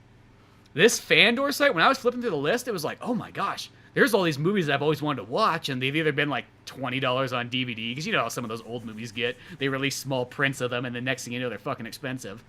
Mm-hmm. And it's like, you can search by decades, so if you're like, I want to watch movies from, the 20s, you can fucking look through there. If you're like, I want to watch Australian movies from the 1960s, you can search through it like that. So it's like, dude, it's totally made for the eclectic, like, movie fan. I was like, I don't know, I might get this, because I always kind of look at Netflix and Hulu, and I mostly never watch them anyways, just because, I mean, I'll watch Hulu just for, like, the couple shows, like Orville or something like that, or South Park, but for the most part, I always just kind of go, it's like, it's not that they got bad movies on there, but they kind of have, like, I always call, like, generic people movies. That's what, like, a lot of Netflix is filled with. It's kind of like movies for mom and pop in Oklahoma. It's like, where's, like, the fucking, like, hardcore movies? They'll have a handful of them on there, but, like, for the people that really like film. And this Fandor site was like, oh, dude, it's pretty ballsy on, like, its selection of movies. Just, like, I mean, it felt like one of those ones where you could, like, throw on. So, like, they got, like, kung fu movies of, like, all decades. You could, like, throw on random movies, and I think they sort of select them. They don't just, like, throw random shit on there. I think it's all kind of, like, here's a movie that, like, why we picked it. It's, like, because it's, like, one of those, like, Eli Roth favorites or something like that, Huh, I have to look that one up. I've seen that name somewhere around before, Fandor. It's got like a penguin or something like as its like icon or something weird like that. I remember like I watched Mark Maron's newest stand-up special on Netflix. I think Netflix is good for like original shows and like stand-up comedy specials and all that. But he was talking about there's so many different streaming services. There used to be like, okay, you had Netflix, maybe something else, but now there's so many shows. There's almost too much selection. Some people come to these like, hey, have you watched Turd Journey? What? Yeah, exactly. It sounds better than what it is, but it's on Clomper. What the fuck is Clomper? Oh, Clomper is this app you have to download to your phone or your computer, and they have it all streaming on there. There's a show called Turd Journey, and he breaks it around. Then at some point, they have their crossover episode with like Piss Friends. It's better than how it sounds, trust me. And eventually they cross over and they do this whole, we gotta watch them all together. They're on the same app. It's like, it gets too fucking much. I can't keep track of this shit. I know. That's I remember like when that like the Street Fighter like that last movie, and then they had the second part of it came out, and they put it on just like one of those random ass fucking streaming sites, and it's just kind of like, I don't know. Very rarely do I ever kind of There's some random streaming ones that I feel like that are okay, like something like Crunchyroll. That makes sense to me because it's only like $6 a month, and you get a bunch of fucking like hard to find anime or expensive anime. And the cool thing about that site that kind of blew me away is like, oh, they got anime for us old people who want to watch things from the 60s, 70s, and 80s and 90s. Like that's cool because Netflix. I remember looking through their anime list. I'm like, dude, is there anything that's older than like 2000 on here? It's like, Jesus Christ. A lot of it's just fucking like school kid uniforms with magic powers. I'm like, yeah, no, 2011 and above. It's like that's all it is. So it's like, I mean, I will say like there's certain ones that are kind of nice when they make those kind of streaming sites. They're more made for like a certain audience. Like I kind of like that where you kind of get like that a little bit better experience. You know what I mean? Kind of like.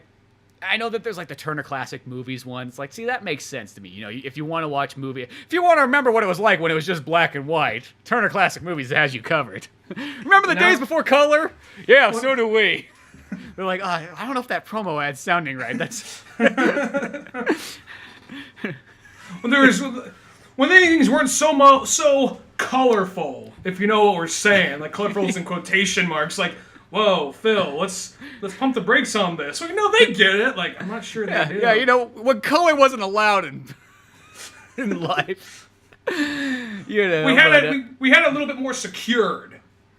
Yeah, when things are a little bit more locked down, and you can walk outside your house and you weren't gonna get mugged by some hoodlum fucking hip hopping out on the streets. Like, oh, okay, now he's just gone too far.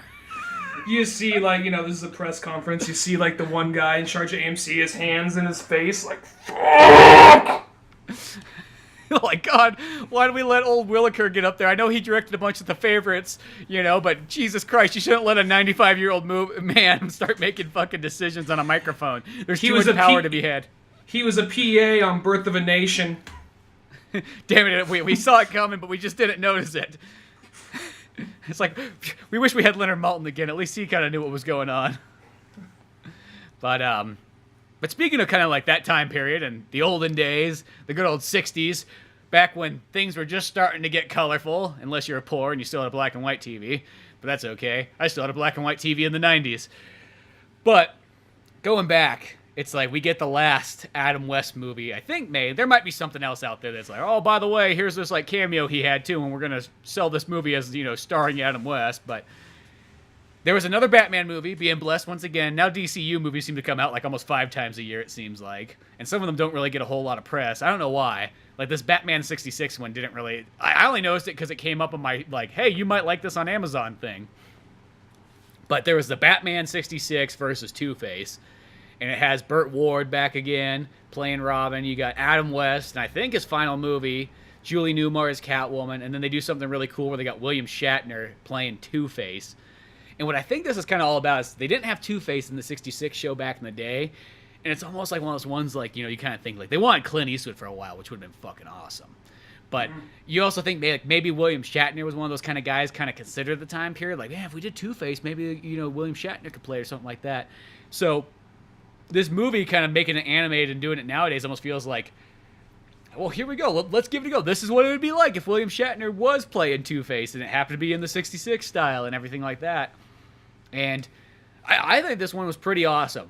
It's a little bit different than the last Batman 66 movie that came out, because that last one, I felt what made that one kind of cool. It was it was the 66 style, and you had all the old actors in it and everything like that. But then it had this fantastic extra comedy of kind of mixing in modern Batman and between old Batman and modern one all meshing together, and it just came out really hilarious. Where I feel this Batman versus Two-Face one, it almost more just feels like they're trying to just make a Batman 66 episode just today. And that's not a bad thing, but that's more what this one feels like it's going for.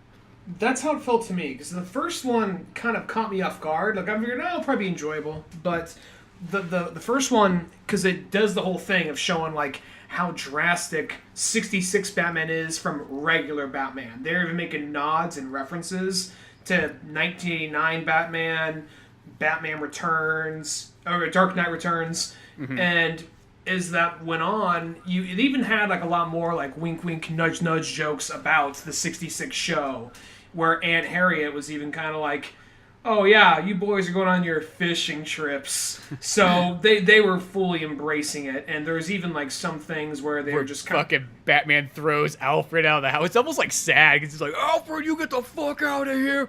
It just goes off. It's just Adam West yelling at Alfred, telling him to get out. And then there's a scene where Alfred's pushing a fucking shopping cart as a hobo. He's I got nowhere else to go.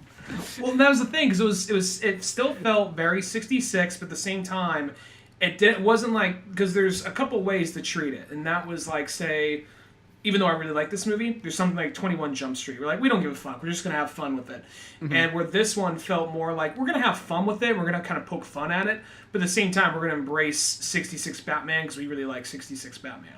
And this one, it didn't seem as self-aware. And that was the thing about it. It wasn't bad. It seemed like it was, like you said, trying to just make here is a little bit of a longer story if they did a Two-Face one. And even at the ends, it doesn't get I'm not going to say overtly serious, but more serious than what you think a 66 movie usually would go. And even the spoilers ahead, but the final battle itself, even though there's a silly one-liner here and there, it still has a couple of moments like, oh, I don't think 66 really got as serious as this particular moment did. Now, it's not like Dark Knight Returns serious or anything like that, but you know what I mean. But no, yeah, and that's what I felt. This one felt more like it was made like for people who just really, really loved the 66 and wanted that kind of style still. Like, without, like, almost, like, the extra humor. I mean, it's still funny, but, like, it doesn't... Like, the other movie just had, like, this... I didn't expect humor. And it's just funny, especially when you get a bunch of older people, like, doing these lines and things like that. And where this one... Yeah, it felt like it was like somebody said, you know what? We never got our Two-Face episode. Let's make our Two-Face episode. And then William Shatner, I will say, like, when he plays... Dude, he fucking acts the shit out of that. Like, it's like... Mm-hmm. You're like, dude, I want to see William Shatner play Two-Face. Like, he does such a good job going back and forth between Harvey Dent and Two-Face. And I'll even say, they got kind of like a goofy way of how Two-Face becomes it, but it almost, at the same time, it sounds weird. It almost makes it more logical, because they have this thing where they're like, Harvey Dent's like, okay, I got this machine set up, and we're going to suck the evil out of all these villains. Like, that sounds corny. Okay, don't get me wrong. But, so they're like sucking it out of the Joker and Penguin and Mr. Freeze and so on. But what it is, it's like there's this big old tube in the back, and they got fucking Hugo Strange, which I thought was cool. Also having him in there too. He's fucking working the machines, and that thing breaks. I can't remember exactly how it breaks, but then that sprays out onto Harvey, which is like what causes him to turn a Two-Face. But it almost made more sense because like, okay, not only does he get burned, but it's almost like, well, at least there's like you can see like the evil went into him all at the same time. I know it sounds like a kid's way to sort of explain it, but it felt like it has almost more. Like, at least it has more pseudoscience logic than just like, oh, I got ass in the face, fuck you all, oh, I'm crazy, you know, than some, you see in some other, like, renditions. Well, I thought it was more one of those things, like, it didn't, because, you know, I know some people like, that is so corny and over the top, and that's not how they would do it. Well, at the same time, though, the original 66 show, it didn't really care so much how faithful it was, just because Batman was on its way out and Batman was about to be canceled. Like, we want to make a superhero show. Well, there's this thing called Batman about to be canceled. It's not selling so well. Its rights are cheap. We just make a show off that thing. And that's how, and that 66 actually brought a lot of characters back to the mainstream, because Riddler was a character they almost stopped using, same with Catwoman, and the show made them popular again. So in some aspect, some of the things that we don't even think about as being originally canon, 66 kind of brought to the forefront. So even though that it kind of... I could see this... If they brought Two-Face in, I could see 66 doing something like this exactly. Oh, well, yeah, that's what I mean. It's like, it's totally like in the 66 style of just that... I think that's the thing. It's like, because this is one of those ones, like, you can't sell Batman 66 to the Sam Fisher, you know, person. That Sam Fisher fan is not going to accept Batman 66 because he'll be like, it's old and corny, you know? If I want mine to be the only good Batman is Christopher Nolan. See, that's what the Sam Fisher fan... See, I got to find a way to bring it back to Sam Fisher. That's the only thing. Sam Fisher is almost more of a tough... Yeah, old Sammy. And there's nothing wrong with Sam Fisher. I like Sam Fisher. He's the kind of guy you can have a beer with, you know, or, like, go to a nudie booth together and, like, not make eye contact, but still have a good time. You know what I'm saying? You see him in the corner of your eye, you see his hand moving up and down, but you're not going to look, but you start doing the same thing. He's so silent. He's so, you know, quick with me. It's almost like you don't even know he's there. But no, like in the Batman 66 one, it's like, yeah, you got to kind of go into it. Like, because it would be one of those ones, if somebody never watched Batman 66 and you showed them this, it probably would be fucking weird for them. They'd be like, whoa, what the fuck is this? You know what I mean? Like, I grew up watching the 66 show because I was like, after 89 Batman came out, they started playing it on TV and things like that. So I was fucking obsessed with 66 as a kid. In fact, that was my favorite Batman when I was a kid. I liked it more than the 89 movie. I liked it more than Batman Returns. And then even when Batman Forever came out, I still liked the 66 one more. That was like my favorite one at that time period. It was like, I think it was like, whoa, this is so fucking cool and different and so on, you know? Because you almost see like regular Batman's the animated series Batman. Then there's the 66 one. And it's like a live-action show. I think just as a kid, it's got the weird fucking gadgets in it. And I like the old-timey look to it. Like, everything about it was like fucking jumping out to me as different. So, like, if you got great appreciation for that, you can accept all these, like, little things like that. And you almost kind of like that.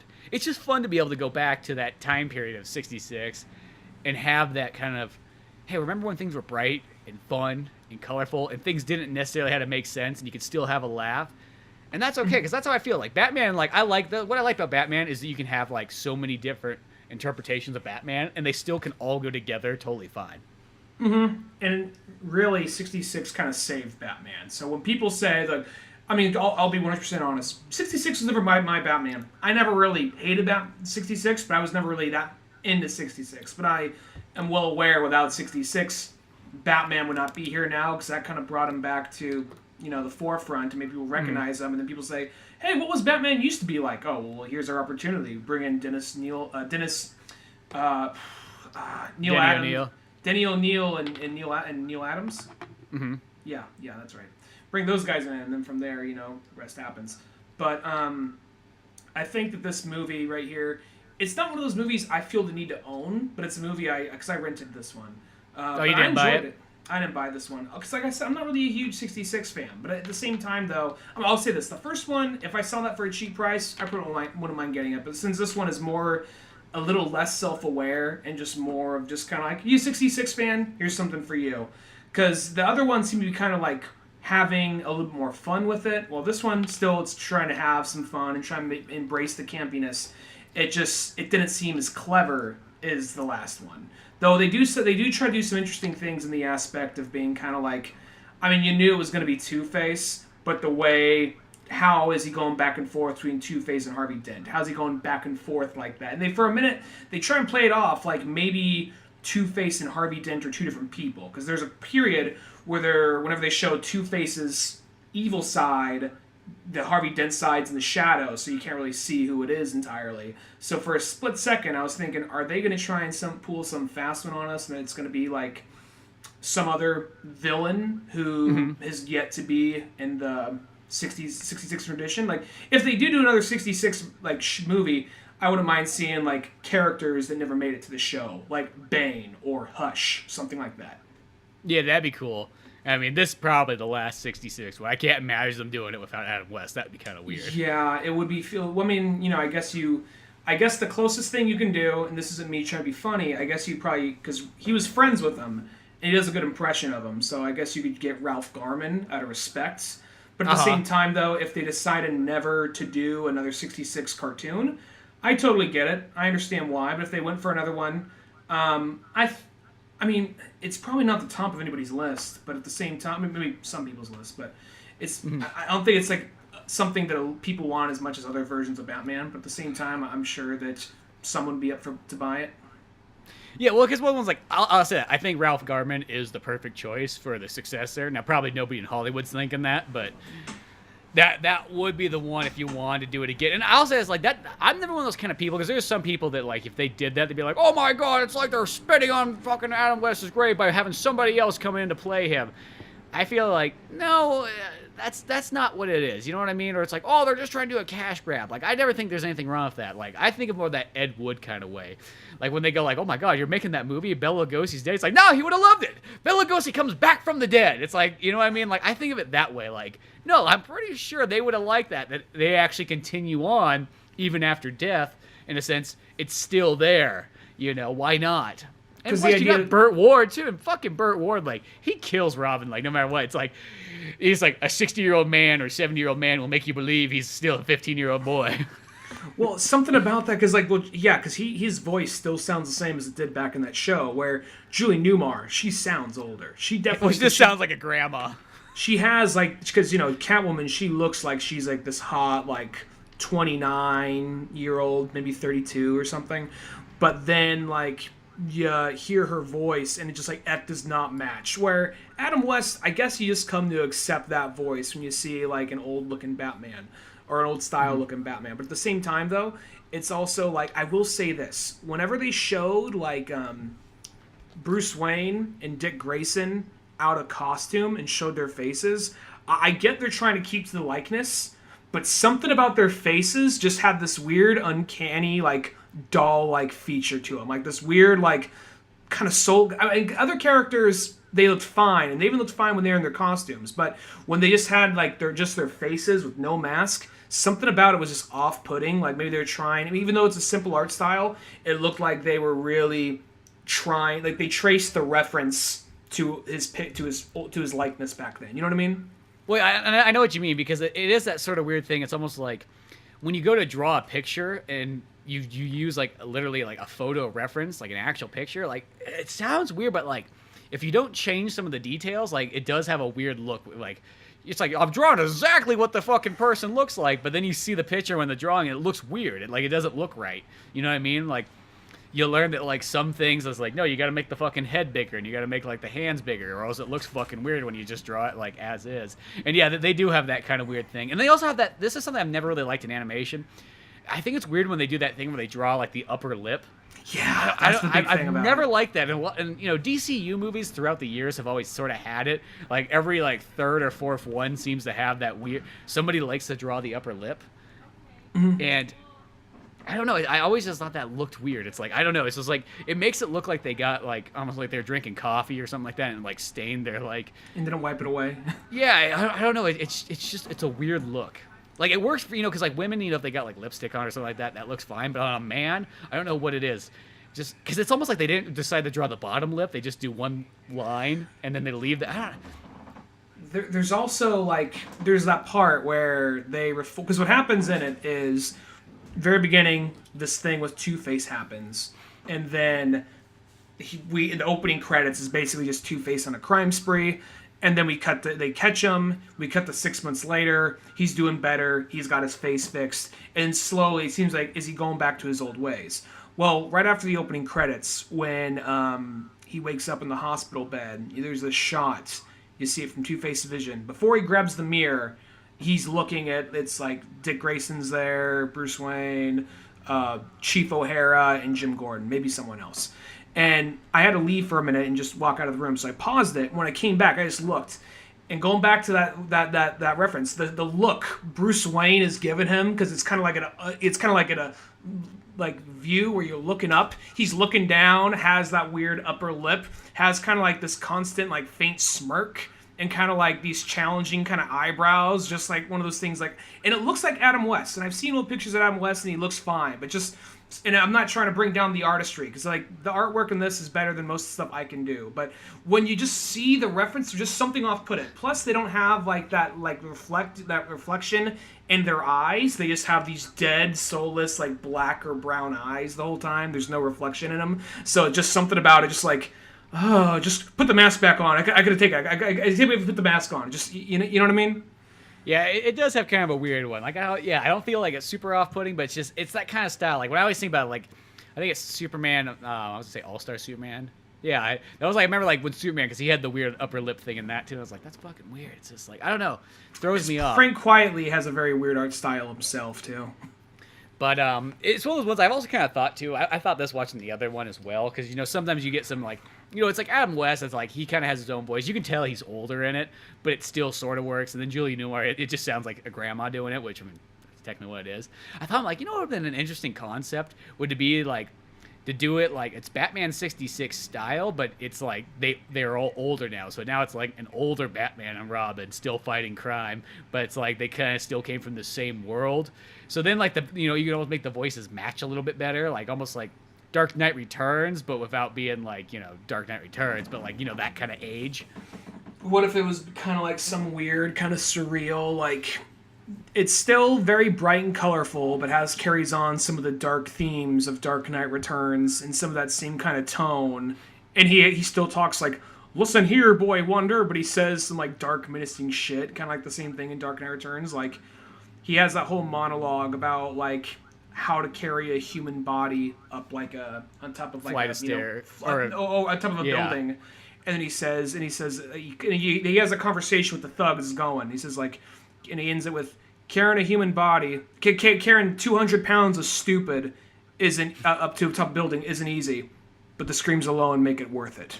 So yeah, you're like Adam West say something like that. Yeah, exactly. That'd be pretty cool to see something like that. I just thought about like there's so many places you could kind of go with it, and that would almost be even cool too. I mean, like don't get me wrong, I know what they're going for. Like, hey, let's make another episode of that in a sense of the '66, like in all its glory. And it's cool that they're doing this because it's one of the ones. There's not probably a whole lot of lifespan left for the '66. I feel like as it keeps, the older it gets, the less and less I think the audience is going to start to dissipate. You know what I mean? Like I probably look at myself, like I'm probably like the total like final zone of like the 66 Batman. Not saying that a kid in 40 years can't still like old things, but though, you know what I mean, like that's like those are like those one-off kids, you know what I mean? They don't fucking make, you know, merchandise sell. You know, I think to have enough of that people, because, you know, I feel this almost is sold. The 40-year-old Batman fan is going to love this thing, you know what I mean? Even the 30-year-old Batman fan might still be able to get really into this, and the 50-year-old Batman fan, but you start to get like to people that are like 20 and below, you know what I mean? It is still a tough sell. I feel like it's one of those things, like, unless the next Batman movie or next incarnation of Batman does something, we're like, you know what, we want to... Batman just getting darker and darker as movies go on. If they do some kind of, like, you know, Marvel Studios thing or something even weirder, like if they decide to go back to make it kind of more 66-ish, which I don't know if that's going to happen, but they try something like that. Yeah. That could maybe bring it back. Like, what was your big main inspiration? Well, most people like Batman 1989. Most people like Christopher Nolan, but I really like 66, so I just figured to bring that in with a little bit of Marvel Studio or whatever. And even though I think Marvel Studio still is separate from that, but I think Marvel Studio embraces more the colorful, fun side of it more than most DC stuff. But at the same time, though, I could still see, like, it would. I think it would take something like that in order to bring it back. And we had a little bit of that when Grant Morrison was writing Batman and Robin, when it was Dick Grayson is Batman and Damian is Robin, when he was doing that series. That actually, it still felt like its own thing, but that particular story, which also had Frank Quietly, who did All-Star Superman, that felt a lot more of kind of like, okay, here is R-rated 66 Batman, because he would have, like, we're fighting the Flamingo. Who is the Flamingo? He is a man that dresses in pink and has a Zorro thing going on. Well, that sounds stupid. He's also a rapist and a cannibal. Like, oh, what the fuck? Yeah, exactly. They had a lot of that cool stuff. Well, I feel that'd be the only way you can do it. You have to do it where it's you almost have to have like the over the top colorfulness with like ridiculously dark. You know, because here's the thing: Batman Forever and Batman and Robin. That is a modern version of the Batman 66. That is literally what those two movies are. You know, and it's like that's literally like say like we're gonna combine elements of like modern day Batman with 66 Batman. So that's why I feel like. The people that, like, the only way you can really necessarily get into those two movies is if you already kind of like 66. And that's the thing, is I think people already by that point didn't like 66 enough to even care about Batman Forever and Robin. I mean, obviously those movies still did well. You know, they still made tons of money and people still saw them. But it's almost like it takes a certain audience person who can kind of watch it and accept it, but being like, yeah, it doesn't have to be dark. I mean, I get it. Like, that's what the movie is. I'm going to take it for what it is. You know what I mean? Like, yeah, like, we want a more serious Batman, but for, you know, that's, I always looked at Batman and Robin is almost in that same style of, like, where you almost got to kind of watch it like it's a partial comedy. Like, it's an action comedy and that's kind of the best way, once you look at it like that, then it is kind of a fun movie and things like that. I think when you're trying to watch it and go, why is it not Christopher Nolan? Then, well, yeah, you're never going to like it with that kind of attitude. And I think that's how too many people, I mean, they weren't saying that in 99, but that's sort of the attitude I think people had, is they wanted Christopher Nolan, even though they don't even know who Christopher Nolan is yet. They don't even know that he's going to make Batman, but that's what they wanted. I think a lot of people were saying, why is it not like 89? I think that's what a lot of people are saying. And it was basically because of how dark. 89 was dark, but then Dark Knight Returns, Batman Returns was even darker. Because you had, like, I'm like, because, you know, it had Danny DeVito playing, like, when watching it again, because I watched the movie again not too long ago, and, like, watching it, just seeing, like, okay, he's not some aristocratic gentleman who is also a crime lord. He is a deformed creature man who was thrown into the river by his parents, raised in the sewer. Yeah, wants to fuck everything that moves, bites a dude's nose, and his plan is to, I'm going to steal your children and drown them into water on Christmas Day. So it's like, I mean, don't get me wrong, that does not sound too far off the beaten path for a Batman story, but I think that was pretty extreme. Period. That was very extreme. Like, you're selling toys to kids off this shit. Not regular toys, McDonald's toys. Happy Meal. I remember I had the penguin toy. I'm like, it looked you push different in his movie. head down or something, and he like shoots forward. One of those ones, I want to say. It was because they were all cars. He was like in the little penguin mobile. Yeah, and but as you moved in, he had like a little swirly umbrella thing kind of in front of the Oh little yeah, duck. that's right. That's what. I had that one too. No, the Batman one was the one where you pushed his head down And I you think, go, "Pew!" Yeah, and he was you like, spring forward. Yeah, that's right. But a lot of people also don't realize that now they don't realize, maybe they did back then, but I noticed a lot of people don't realize 66 is satire. It is a total self-aware parody. So I think a lot of people are like, man, it was just so cheesy back then. Like, no, it knows it was cheesy. It was embracing the cheesiness. It didn't really give a fuck about the comic book, but at the same time, it kind of saved the comic book. So, that's why I totally don't mind this thing existed. Yeah, and then that's the way, like, I feel like with Batman and Robin, you really got to look at that one, because that's how that movie's kind of made. Like, it knows it's cheesy, and it knows it's going for over-the-topness. It's like, I think some people look at it and go, like, what the fuck were they thinking making that movie? Were those guys just all hopped up on drugs? Like, no, it was a bunch of old people making fucking, like, oh, we're going to make a 66 Batman movie? Sure, I want to make that. That's what they were thinking. Like, I'm pretty sure everybody on set was almost thinking that. So it's that kind of thing that I think people kind of forget. And it's like, maybe it's like in hindsight, I think as time goes on, I think Batman and Robin might come around. I know we're at like the cynical age, so I know that's not coming anytime soon, but maybe once we get past that point, it's like we went through the fucking Sam Fisher, everything's gonna be grounded in reality, and then it just kind of spun into it being super cynical after that. So now it's like, hopefully it will come back around, but. Well, I don't. Poor Sam Fisher calls in on the podcast like, yo, I want you to stop using my good name. Is why the world fucking. You know what I mean? Like, God, you make it out like I'm the one who crashed into fucking. Like the Twin Towers. He's not. Well, first off, if he was a real character, he wouldn't even call in. Like, he would just you're not even gonna call me a real person now. Ryan Dunigan's saying I don't even fucking exist. He'll tell you that Solid Snake exists, but he won't tell you that Sam Fisher exists. If Sam Fisher had a problem with us, he would not call in. One day, I would be found dead on the bathroom floor for a heart attack for no reason. You'll be found dead for, like, hitting your head out of the shower or something like that. There's gonna be no, like, oh, wow, I guess just sort of, yeah. He'd be in and out of there unless we saw him just go, duh! That he's fucked. Yeah, unless we do that. That's like Sam Fisher's weakness. Fuck, I guess he just gotta turn around and point, duh! And he's like, fuck, I'll try again tomorrow. Yeah. That's pretty much what it is. Like, I'll get back in the plane, we'll fly back, and we'll do this all over again.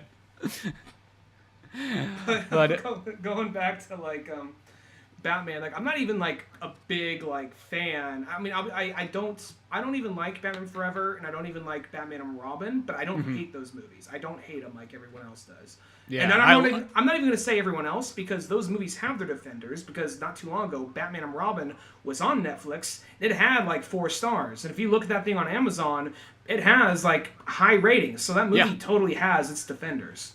Yeah, exactly. Because, you can look both Batman Forever and Robin up, and there's a lot of people giving it 5-star reviews. And it's like myself. Like, I love both of those movies. You know what I mean? Like, that's what I grew up with. That was my fucking Batman at the time. Like, I fucking love the hell out of all that. And I've always defended it, so it's good to see that there is other people out there who do. And I think that's just kind of it. It's like the 60, because I've always looked at it. It's like the 66 one. If you look at the 66 Batman expecting to get, like, super serious, you already have lost yourself. You know what I mean? You can't go in there. It's like, you got to assume that there's multiple Batmans in the world. I guess it's no different than if you look at the Frank Miller Batman and go, why is he so different and, like, grimming and big and brooding? Like, I don't like that. It's like, well, that's because somebody else. People ask me, like, why is, because, I often wear, like, a Batman baseball cap. And just in common conversation, people ask me, who's your favorite Batman? I'm like, well, if we're just talking in general, Kevin Conroy. But if we're talking live action, I don't go on this big, long rant about it. Like, well, let me educate you. Like, I was not looking for this. But I'm just like, in the cartoon, probably Kevin Conroy. But in live action, Ben Affleck. And people always like, really? Like, I just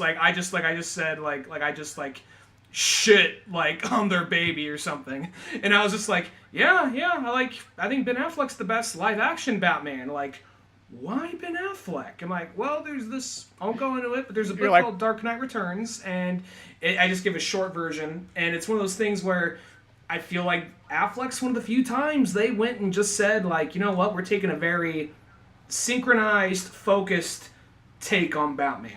This is like Batman off a couple of different stories, throwing them here, where every other iteration of Batman, whether they be good or bad, was all like, it's Batman.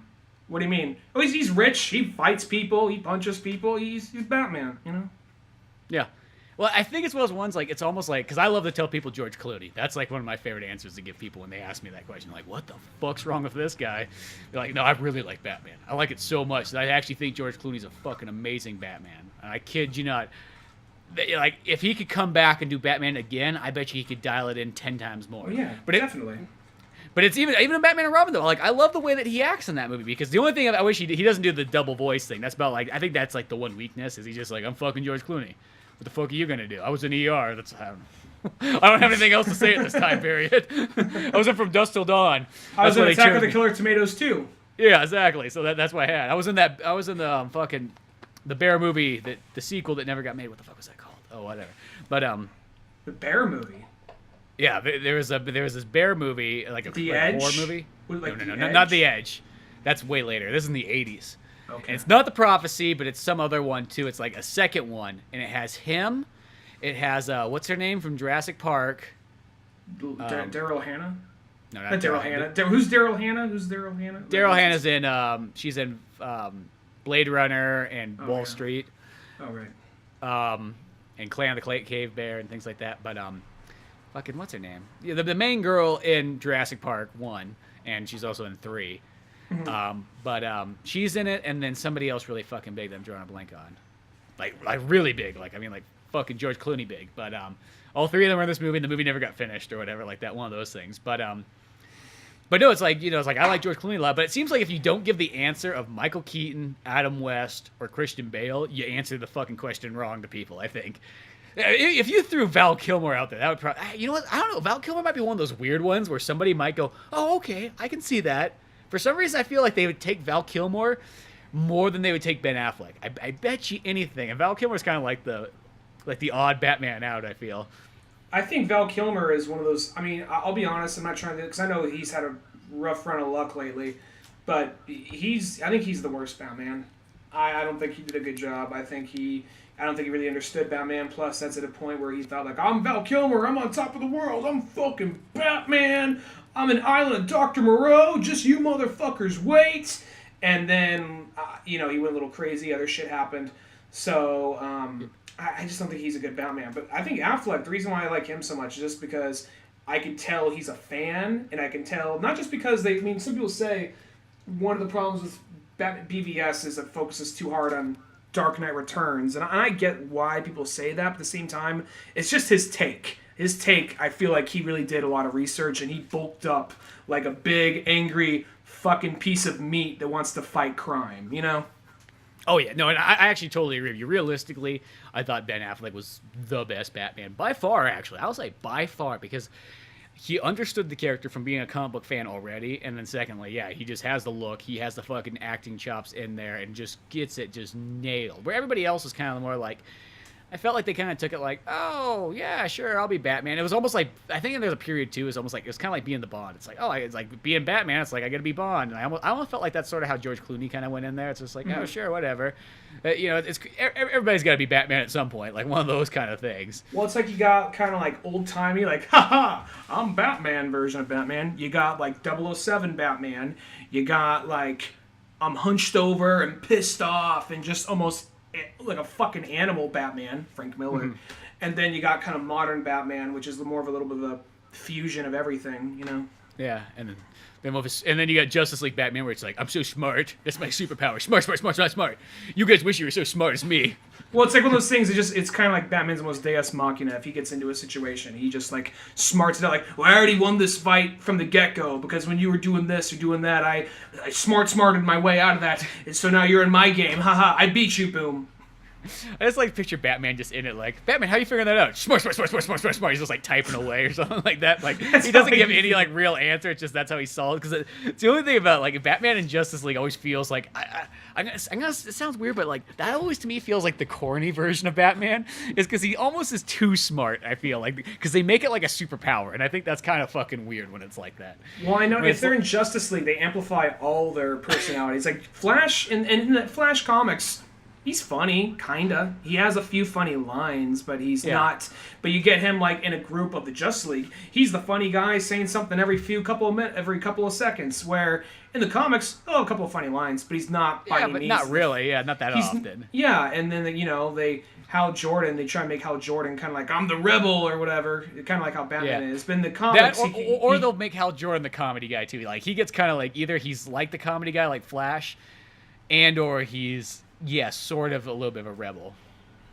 Or it's like, they make Batman like, well, Batman's a smart guy. Well, since he's with all these other guys, he's got to make him even more smarter. Where Superman, they got to make him even more Boy Scoutish.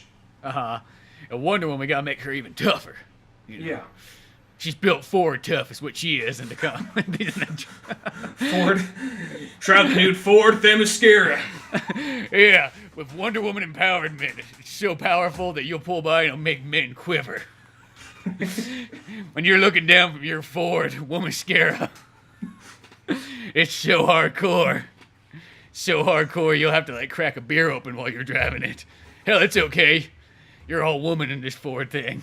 You got a high tolerance being from Themyscira. Yeah, that beer won't affect you. Are you sure it's a good... I know you're talking this like cross promotion with Justice League, but are you sure this is a good ad to put out there? Instigating drunk driving? Oh, it's fine. I think the audience gets it. Yeah. Just a huge spike in like DUIs. Just for being built like that, but yeah. But no, yeah, overall, though, that Batman 66 one, like, I really enjoyed it. I really had a good time with it. I haven't watched special features yet, but it looks like it's got a bunch of cool stuff on there. I mean, that's my main reason. Probably a good farewell to, like, Adam West's documentary, I bet. Yeah, I think they got one of those, and then they also got, like, I think they got a Burt Ward kind of, like, autobiography thing on there, too, which is kind of neat. So, yeah, so there's all kinds of cool stuff with that. But overall, though... It was really cool. I can't wait. It's just one of those ones, like, you just get all these DCU movies. It's like, very rarely do you ever... It's like, almost seems like the chances of them, like, ever slightly petering out is so slim. That's what I like about it. It's like one of those ones, like, you can just really rely on how well these things are. Mm-hmm. But that's probably a good place to wrap it all up with. We had all kinds of Batman talk that always lit up Sam Fisher somehow, some way being involved with everything. Sam Fisher he's like I never really thought about this, but he's like the poster boy child of like what makes the 90s what it really is. I mean, I know that Matrix is what sort of like creates how we all go in the 90s, but Sam Fisher really, like, I think about it, like, I mean, maybe not the late 90s nearly as much, but God, like, he's that kind of guy that you forget about, but like how big of an impact he had from like 2001 to like 2006. Huge. Fucking ginormous, and it's forgotten. But it's I guess there's that Jason Bourne-esque kind of thing, and Jason Bourne's even kind of forgotten by this point because that new movie didn't do just that good. Well, Jason Bourne was literally kind of like almost like the Splinter Cell movie without being called Splinter Cell. Like that's sort of how it felt, I mean, and I mean that was totally like I mean Jason Bourne. I think the reason why like I never have really watched him. One of these days I always said like I'm gonna sit down and watch all those movies because I never really did see them. I think they always looked. They never jumped out at me as much because that was like the super grounded in reality as you can get. Kind of not saying that it can't be good, but it had that ultimate 2000s feel where it's like I don't know. I kind of like. Can we get a little bit more fun? Why does he have gadgets? Why does he have a cool suit on? At least Sam Fisher had fucking the 3 goggles. Without going too much into it, because this could leave a whole other conversation, I'll say I've seen the first 3. First one, like a friend of mine said, it's kind of like a toned down Metal Gear Solid. I'm like, all right, let's watch it. And, each assassin going after him had kind of like a sort of a theme, kind of like this guy's a sniper, this guy's a good knife fighter, this guy. So it felt kind of like okay, so it's kind of like a boss battle. And the second one had, at least that's how I remember it. That's how my mind played it out, sort of. And then they get to the second one. I remember the second one, there's a couple of cool chase scenes and a couple of cool shootouts, but it's mostly, like, just dialogue and espionage and, like, political talk and just sitting there being like, when's he gonna do another boss battle? And the third one is just like, all right, we kind of bounced it out a little bit more, but then they came out with 2 more, and I haven't seen those ones. So yeah, Oh, yeah, it was more one of those things like, it's whatever, Yeah, well, it sounds like those ones like you can enjoy it, but it's not like one of those movies that's gonna be like, oh my god. Well, I mean, it blew a lot of people's minds, so obviously it did work. But First one's good. I remember walking away with the first one because it's a very straightforward, spy movie. And the next one, the next 2 were like, you fuckers been paying attention, right? It's been some time. Too bad, we're fucking going in. Wait, what? All right. yeah, so you feel a little lost unless you just watched the first one right before. But Yeah. well, at some point, check those bad boys out. Hell, I don't know. Maybe at some point down the line we'll even do a retrospect on it. I don't know. Who the fuck No cares? promises here. Yeah, but till then, make sure to check out oldmanorange.com and get some good old comics and podcasts and animations and videos. Check out things like Pizza Boys on Amazon and Comixology. That's Pizza Boys with a Z. Until then, I'm Spencer Scott Holmes. And I'm Ryan Dunigan. And we'll see you some other time. Later, folks. Thanks for listening to the Old Man Orange podcast. Check out our website at oldmanorange.com for even more podcasts, cartoons, videos, music, and more. Send us an email at oldmanorangepodcast@yahoo.com. Be sure to subscribe, share, rate, and review us on iTunes, Podomatic, or any of the other fine sites we might be located on. And if you want to help out even more, click on the Amazon or GameStop links on our webpage before you make any purchases there. Won't cost you a penny, but it sends us a little something our way. Thanks for listening, and tune in next week to Old Man Orange.